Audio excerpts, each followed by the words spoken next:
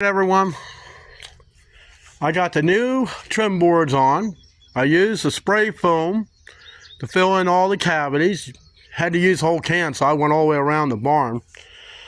You can't put on anything that's actually straight because ain't nothing straight or square or plumb on this barn.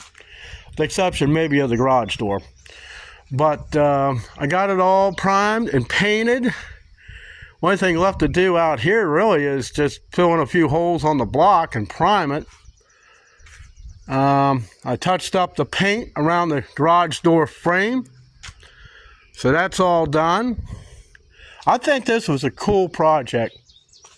And to be able to keep the mice and the birds and everything out is cool.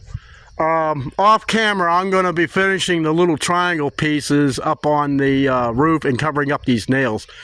I actually got undercoating that you spray on.